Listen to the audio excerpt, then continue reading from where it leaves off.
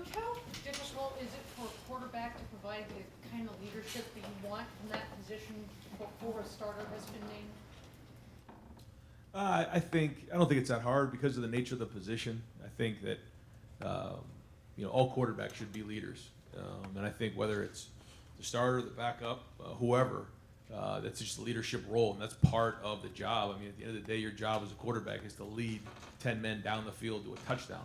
So it goes with the job, with the territory, and Joe Burrow was never a starting quarterback here, but he was always a leader when he was here, and so I think that's just part of the job, regardless of whether you're the starter or a backup. And you're about halfway through camp. You had an important scrimmage today. Who's flashed? Who's really impressed you to this point? On the whole team, or? Yes. Well, I want to look at the film today. Today was really the first day in pads that we've hit, we've tackled to the ground.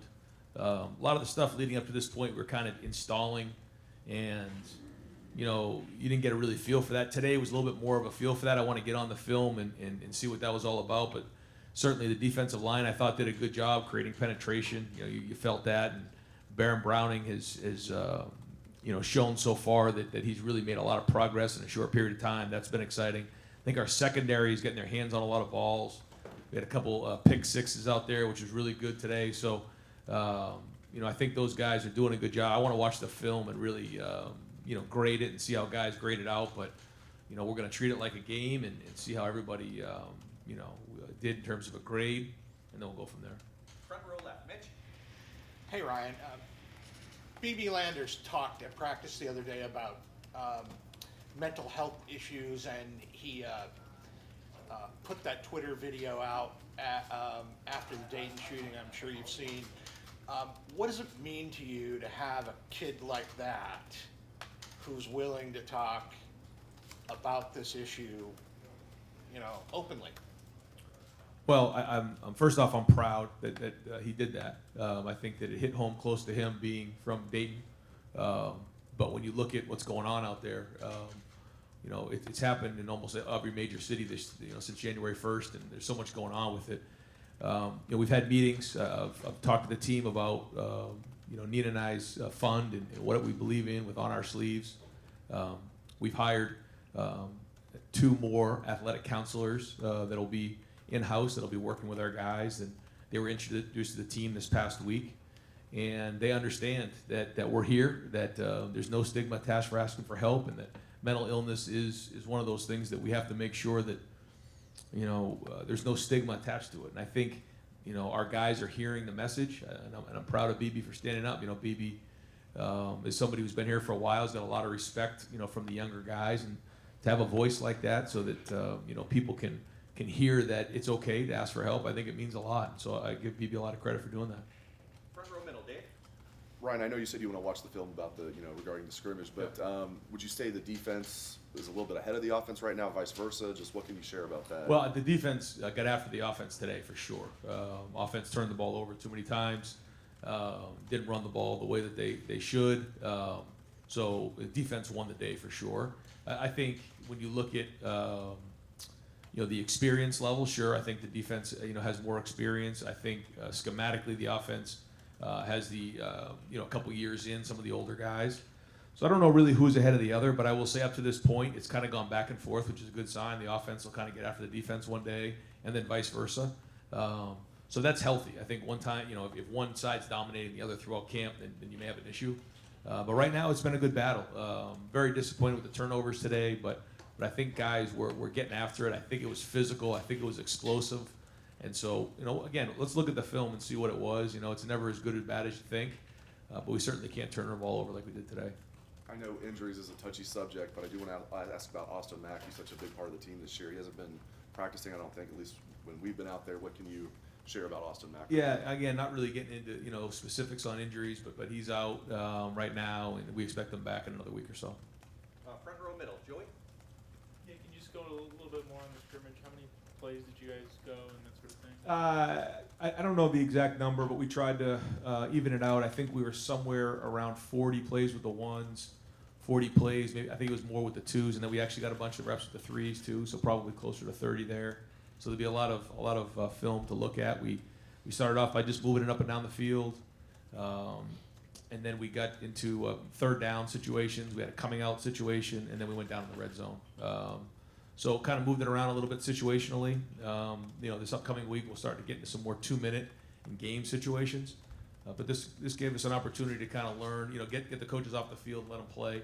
So working out the kinks that way, and also ball security. When you're not really hitting live, you're not sure sometimes what ball security is for running backs, quarterbacks, and things like that. So it was good to see. You mentioned the turnovers. Was that interceptions or ball security issues? Yeah, we had a couple balls on the ground, fumbles wise, and then I think we had at least 2 interceptions.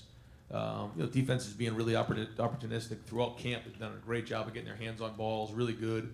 So that's a positive right there. But again, on the other side, we got to do a better job taking care of it. Second row right, Tony.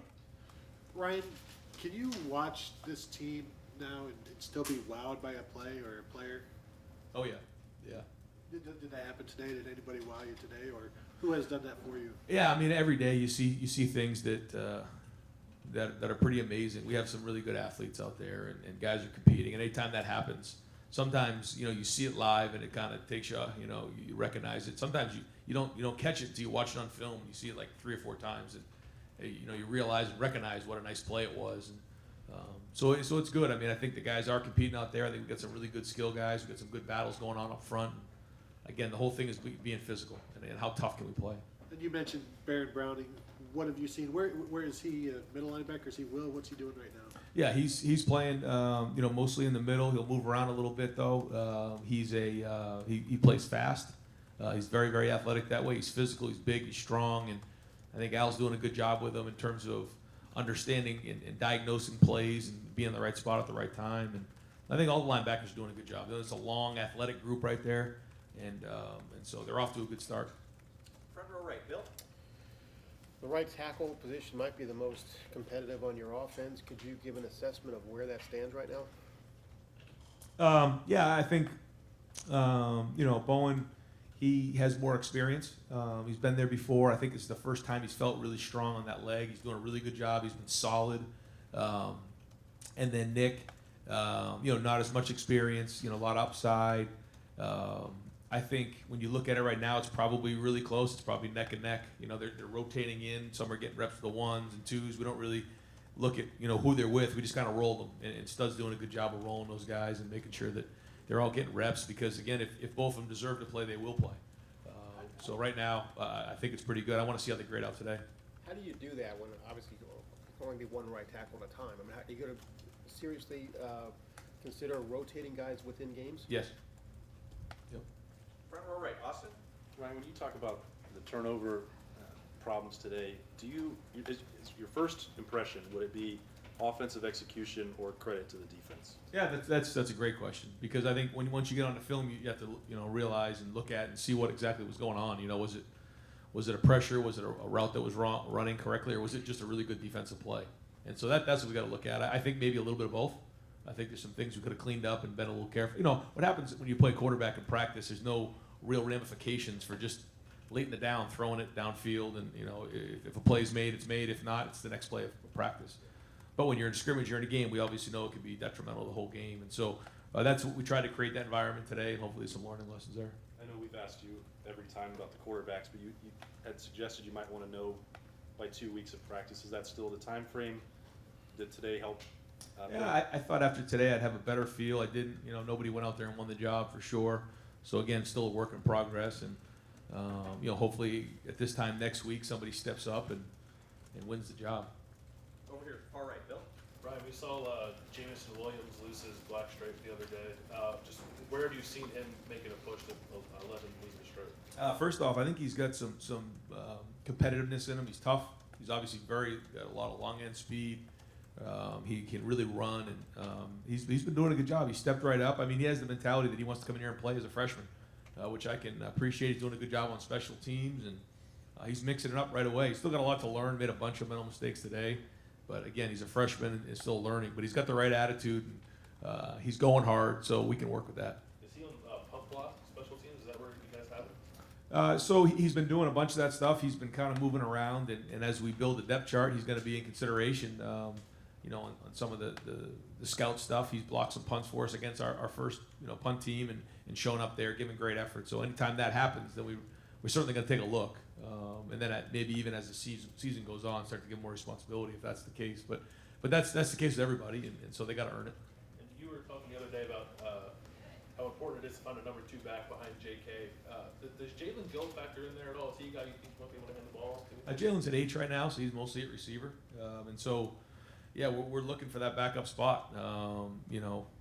Had an opportunity to say, okay, here's somebody who's going to win that spot today, and it didn't happen. So we're still looking for that guy. And Master hasn't been practicing, so it's hard obviously for him to win the job. But DeMario, Marcus, and Steele are all kind of in the battle right now for it, and that battle continues. Third row right, Kyle. Nick Saban said this week that he's in favor of Alabama playing 2 Power 5 non-conference games. I know Ohio State has that coming up some years in the future. Just wondering, as a head coach now, what your kind of philosophy is on non-conference scheduling. Well, I think that when Coach Saban's talking about his scheduling, it's just different than ours because we have more conference games. So I don't know if it's apples to apples. We have our 9 conference games, and so that's different. So I think if we both had 8 conference games, then maybe that would be something to consider. But I think having 9 conference games is hard. It just is. I think it's hard on the strength of schedule late in the season, and it's hard obviously when you have to play in this conference and play that many games. So I think we're talking about 2 different things. And then just another broader question. The targeting rule's been around for like 10 or 11 years now. There were some tweaks to it this offseason. Just what are your thoughts on how it's worked, how it hasn't worked? Well, I think when you look back on some of those hits that were happening 10 years ago, when you see them now, you stop it. It just takes your breath away because of how violent they were. So it certainly has helped the safety of the player. I think it's sometimes, guys are penalized when maybe there's nothing they could have done, but I think the spirit of the rule was to protect players more, and I think it's done that. Front row right, Tim. Yeah, Ryan, what is sort of the status of Thayer Munford, for example? Are y'all bringing him kind of along slowly? How would you describe it? Yeah, no, he's he's on volume control, and he's coming back strong. He looks really, really good, and we're not just going to throw him out to the wolves early on. We're going to kind of ease him back, but so far his progress has been really, really good. And 2 other quickies. As you talk here, and as you've been speaking here through camp, you seem pretty enthused about your defense.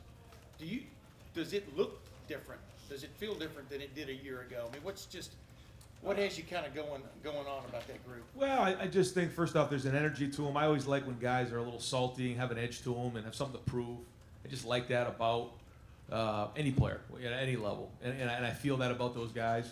They had to read a lot of stuff in the off season and during the season last year, and that makes them hungry. And so I just like that spirit they have about them right now, and they have something to prove every time they step on the field, and I think that makes for good football. So I just like being around those guys. They're tough right now, and I think they just can't wait to play. And I think the more you see those guys play, I think the more you'll see that there's a good chemistry over there, and they like being around each other. So. Another thing, obviously we didn't get to watch. Who had the pick sixes? Give us a little bit of a highlight look here. Yeah, I think Kayvon Pope had one, and I believe Seven Banks. Yeah, they both had pick sixes, and a lot of energy out there. Guys were fired up. Anytime you can create a turnover and then score, it's huge. Think about the TCU game last year and what that did for that game, and so really excited about that. That's a huge emphasis for us this year, and proud of those guys. Those are 2 guys, Seven Banks and Kayvon Pope, had good camps. They've done really good things, and lo and behold, they're starting to make plays. And final questions over here to the left, Stephen.